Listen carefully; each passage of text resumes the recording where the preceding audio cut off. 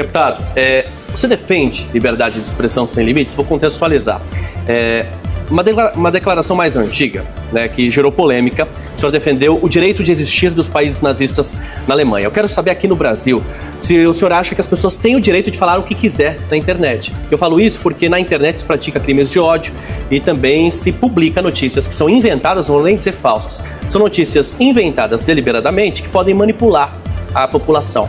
Mas o senhor continua defendendo a liberdade de expressão sem limites? Vamos lá, eu nunca defendi liberdade de expressão sem limites e nunca defendi o que você disse aí, aspas, de países nazistas na Alemanha. Isso sequer seria possível ter. Partidos políticos nazistas. Também nunca defendi partidos políticos nazistas na Alemanha, né? O que eu defendi foi que as pessoas pudessem ter acesso aos documentos históricos do nazismo, justamente para que, entendendo a atrocidade que foi o nazismo, não só ele continue sendo criminalizado, nunca defendi a sua descriminalização, mas que as pessoas entendam a perversidade do que foi, a verdade do que foi o Holocausto, porque infelizmente no Brasil você tem a banalização do Holocausto e da pecha de nazista, né? Muitas vezes, e você vê isso principalmente por parte da esquerda, quando você diverge, né, das políticas públicas de esquerda, você é taxado de fascista e de nazista. Isso diminui o peso histórico do que foi o nazismo, do que foi o Holocausto, porque não existe paralelo de uma divergência política dentro do âmbito democrático do Brasil de você colocar a pecha de que uma pessoa defende um genocídio industrial em massa sem paralelo na história, tá?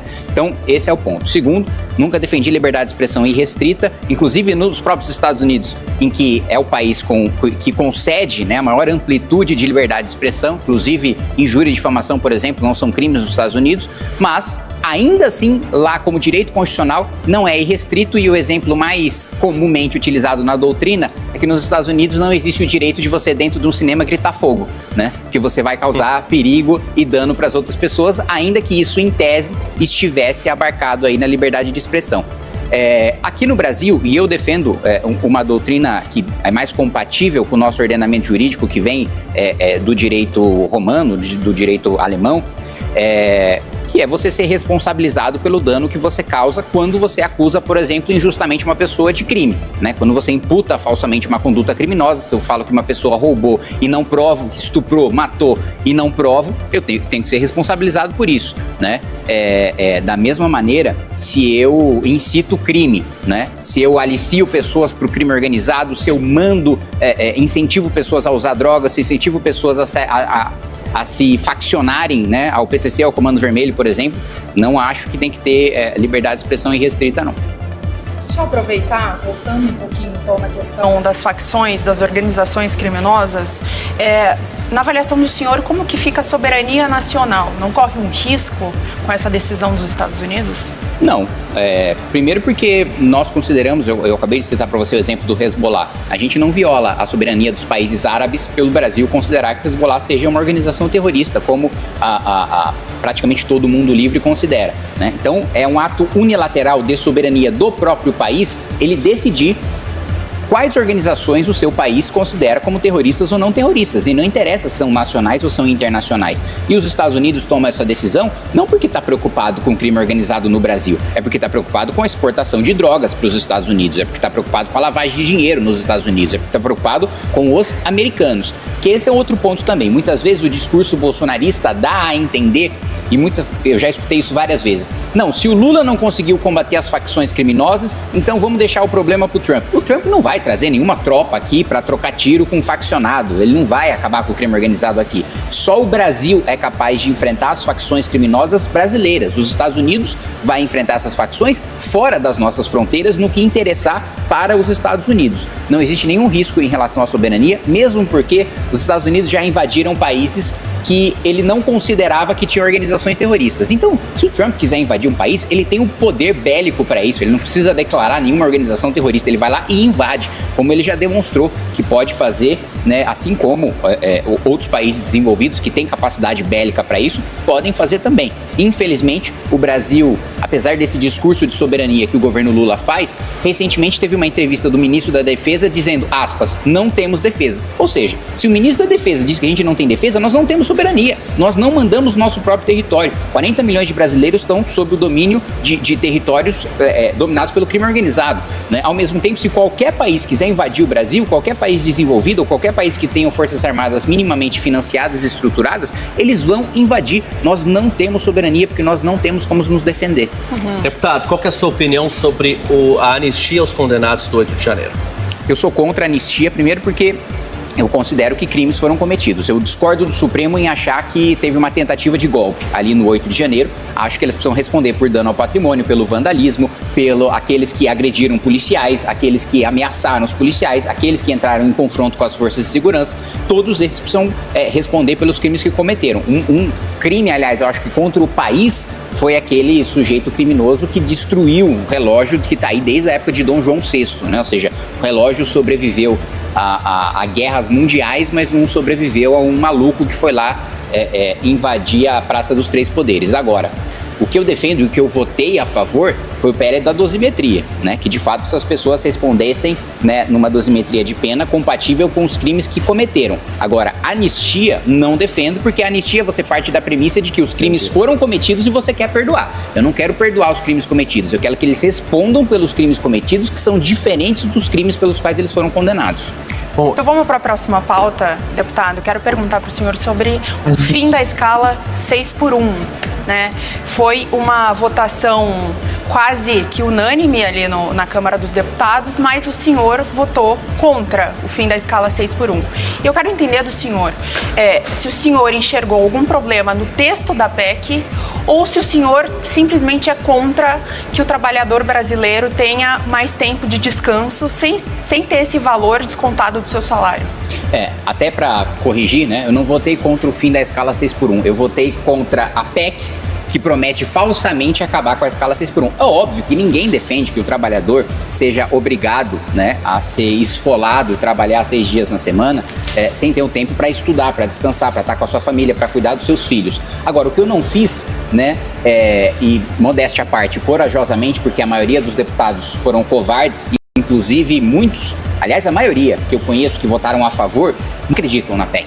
Não acham que ela vai ter efeitos positivos. Então, tem uma diferença muito grande entre, e eu me separo muito desses deputados, de que quem tem uma convicção e vota contra ela por populismo eleitoreiro, né? E quem tem a convicção e mantém essa convicção na hora da votação, que é o meu caso. Então, a PEC não acaba com a escala 6x1, porque acabar com a escala 6x1 envolve enriquecer o país, envolve uma mudança material, envolve uma mudança de dinheiro. E para ter uma mudança de dinheiro, precisa ter corte de gasto e reverter esses gastos em infraestrutura, em qualificação de mão de obra, em ciência e tecnologia, coisa que o Brasil nos últimos 40 anos não fez. A nossa produtividade nos últimos 40 anos cresceu 18%, isso não é nada. Os nossos pares países em desenvolvimento cresceram 130%. Isso fez com que os trabalhadores dos outros países, eu não estou falando dos desenvolvidos, dos nossos pares, pudessem trabalhar menos e ganhar mais. Colocar um texto na Constituição dizendo que está proibido, o que tem muita coisa que está proibido no nosso país e que acontece na prática todos os dias. Inclusive, né, legalmente, você só poderia contratar via CLT. A gente tem a maioria esmagadora dos trabalhadores brasileiros que ou são informais ou são PJ, porque a CLT faliu. Da mesma maneira que não adianta você colocar um texto na Constituição achando que aquilo vai se transformar em realidade se você não toma uma ação efetiva para aquilo se tornar realidade. Na Constituição a gente tem o direito à saúde, à educação, segurança, lazer, trabalho, moradia. Nada disso é direito na realidade. É só no texto da Constituição. Então podem colocar o que quiserem no texto da Constituição. Se não tiver um governo que efetivamente vai trabalhar para aumentar a produtividade do trabalhador, a produtividade do país, a melhorar nossa balança comercial, melhorar o nosso superávit primário, desvincular o nosso orçamento, ter espaço de gasto discricionário para fazer investimento em infraestrutura, não vai ter trabalhador trabalhando menos, né, e recebendo a mesma coisa. Isso, inclusive, eu até coloquei na votação que se entrasse em vigor agora, imediatamente, as pessoas iam ver claramente que não ia mudar a realidade delas. Vamos tentar de novo? Chamar a deputada federal Jandira Fegali, do PCdoB, que está em missão parlamentar nos Estados Unidos. Espero que o áudio dela esteja chegando pra gente. Deputada, quais são os assuntos que serão tratados? Tá travando, a gente vai entrar, tá?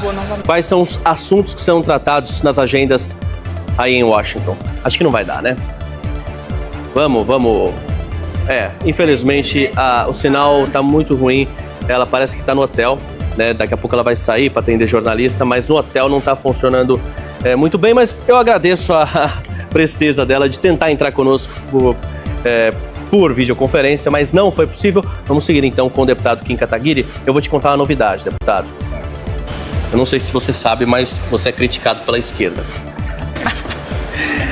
Seu movimento ajudou a eleger Jair Bolsonaro, né? Seu movimento, e você era, na época, o principal expoente. Só que em determinado momento, o MBL e o senhor romperam com o bolsonarismo. E agora viraram alvo do bolsonarismo. Mas eu queria entender por que houve esse rompimento, qual que é a crítica que vocês fazem a essa ala da direita brasileira, que é a maior parte da direita brasileira hoje. Bom, nós tentamos a todo custo ter um outro candidato à direita, né, para que quem fosse no segundo turno em 2018 não fosse Jair Bolsonaro. Ele foi para o segundo turno, tivemos que fazer um voto útil para derrotar o PT, que a gente tinha acabado, né, de promover as manifestações pelo impeachment, colocar o Lula na prisão, derrubar a Dilma, e a gente tinha a esperança de que um novo governo pudesse trazer mudanças. O nosso rompimento, né, com o Bolsonaro, e eu quero deixar claro, nunca fui um deputado da base do governo Bolsonaro, sempre fui independente, da independência fui para a oposição. Por quê? Porque ele próprio descumpriu as suas promessas de campanha. No primeiro ano de mandato do Bolsonaro, eu vi ele acabar com a Lava Jato, nomeando um procurador-geral da República petista, que proibiu modelos de força-tarefa como o da Lava Jato. Eu vi ele nomeando o Cássio Nunes para o Supremo, que todas as oportunidades que teve para votar a favor do Lula, a favor dos investigados da Lava Jato, votou, né? Eu vi Bolsonaro e Paulo Guedes furando o teto de gastos no primeiro ano de governo, porque muitas vezes os bolsonaristas falam, não, a gente furou na pandemia, porque é natural, justificável, qualquer governo teria furado o teto na pandemia, que foi uma coisa muito extraordinária. Mas não, foi antes em 2019 e depois com a PEC Kamikaze, que se assemelha muito ao pacote de bondades que Lula e Dilma sempre fizeram nos seus últimos anos de mandato, que criaram mais de 100 bilhões de reais de rombo, e eles que sempre foram críticos do Bolsa Família, turbinaram o Bolsa Família como nunca antes, né? Criando um rombo fiscal sem ter a receita suficiente para fazer isso com a PEC Kamikaze no último ano de mandato. Então, mesmo na principal pauta deles, que era a segurança pública, não houve nenhum projeto para endurecimento de penas. Não houve, pelo contrário. Quando o Sérgio Moro mandou o pacote anticrime, a base do governo Bolsonaro votou a favor de uma emenda do deputado Marcelo Freixo, do PSOL, que criava o juiz de garantias. E o Bolsonaro sancionou porque o juiz de garantias ia beneficiar o Flávio, seu filho, que roubou dinheiro da Assembleia Legislativa do Rio de Janeiro, fez parte do mesmo escândalo do PT, aliás, porque o presidente da Alerj era o André Siciliano, que depois foi trabalhar na Gleisi Hoffmann, agora no governo Lula, e Flávio Bolsonaro estava sob o comando de um deputado petista e juntos roubaram dinheiro na Assembleia Legislativa do Rio de Janeiro. E Jair Bolsonaro, para blindar o próprio filho desse escândalo, favoreceu todos os criminosos do país, sancionando o juiz de garantias, e não aprovou nenhum grande projeto de aumento de pena. Eu, um deputado sozinho, de um partido que tem uma bancada de um homem só, sendo de oposição, consegui aprovar e ser sancionado agora o projeto de aumento de pena de furto, roubo e receptação.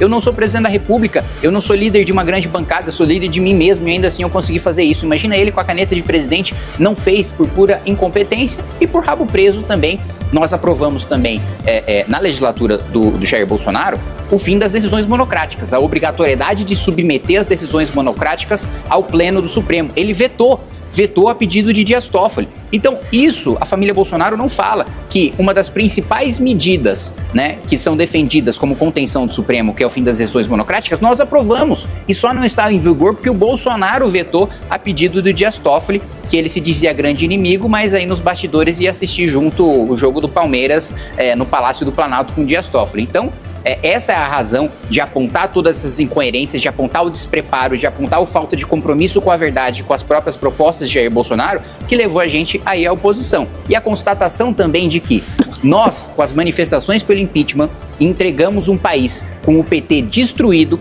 que escondia o vermelho e a estrela do partido nas eleições de 2016, com Lula preso, inelegível, e Bolsonaro nos devolveu um país com Lula presidente da República e o PT mais forte do que nunca. Então, se nós quisermos que o nosso país não seja mais refém, né, do Partido dos Trabalhadores, né, para o resto das nossas vidas, ou pelo menos pelos próximos ciclos eleitorais, nós precisamos tirar a família Bolsonaro da cabeça da direita brasileira. Deputado, entrando então um pouquinho na candidatura do Renan Santos à presidência da República. Essa semana saiu uma pesquisa Real Time Big Data que mostra ele como o principal nome da terceira via. Porém, o maior eleitorado dele é o público rico, elitizado do país. Como que vocês pretendem conquistar a outra parte do eleitorado, o público pobre, a baixa renda, que é a maior parte do eleitorado do Brasil? Ou seja, vocês conversam só com um nicho. Como vocês pretendem dialogar com o restante do país e ser conhecido no restante do país? Quero levantar 2 pontos. O principal recorte do nosso eleitorado não é de renda. O principal recorte é de idade. Os jovens, pobres e ricos, em regra, estão com o Partido Missão, estão com a pré-candidatura do Renan Santos, né? Entre 16 e 24 anos, nós estamos em primeiro lugar, com o Renan tendo mais de 80% de desconhecimento. Primeiro lugar em todas as faixas de renda. Então, o primeiro ponto, o recorte do nosso partido inicial é geracional. Nós somos o primeiro partido que dialoga e representa a geração Z, em sua maioria. Depois, eu vou discordar do critério que você utiliza para chamar de rico, porque para mim, quem recebe de 2 a 5 salários mínimos e de 5 a 10 salários mínimos, não é nenhum milionário, não é nenhum rico. Como quando as pessoas escutam a palavra rico, é diferente do critério do IBGE. Para o IBGE, né, uma pessoa que ganha 5 salários mínimos é rico porque a gente está num país miserável, né? Mas quando na realidade 5 salários mínimos, um gerente de McDonald's nos Estados Unidos recebe mais do que isso, né? Mas quando a gente vê os critérios da população em geral... Só uma correção, que é o dado da pesquisa que eu trouxe aqui, não é a minha opinião sobre... Não, perfeito. Mas o dado da pesquisa Real Time Big Data que saiu essa semana. É por isso que eu estou explicando, porque esse critério de rico é utilizado pelo IBGE, né? Que você está utilizando como jornalista e todos os jornalistas utilizam esse critério. Mas só para explicar, porque quando a pessoa escuta rico, parece que nós temos um grande apoio entre milionários e se a gente tivesse, não era nem 1% da pesquisa que a gente não tem essa quantidade de milionário no Brasil. Então, o primeiro recorte é geracional. Segundo, é natural que a gente tenha mais acesso e mais conhecimento, né, nas camadas mais pobres da população, quando o Renan estiver nos debates da TV. Inclusive, espero que tenha um debate na Rede TV e que ele esteja presente, porque vai alcançar o grande público. Ele nunca disputou uma eleição, nunca teve acesso à televisão. O principal problema dele é o desconhecimento, porque quem conhece, vota, né? O Renan é aquele que tem o maior nível, né, de conhecimento, de voto por conhecimento dentre todos os candidatos, de longe, de longe. Ele é o que tem o maior teto, ou seja, ele tem a menor rejeição e ele tem um piso forte já, mesmo com um nível de desconhecimento muito grande. Então, a nossa principal missão é tornar o Renan conhecido, porque, em regra, quem ouve entende que ele é superior aos outros pré-candidatos. Se você gostou do vídeo, inscreva-se no canal e não esqueça de deixar o seu like.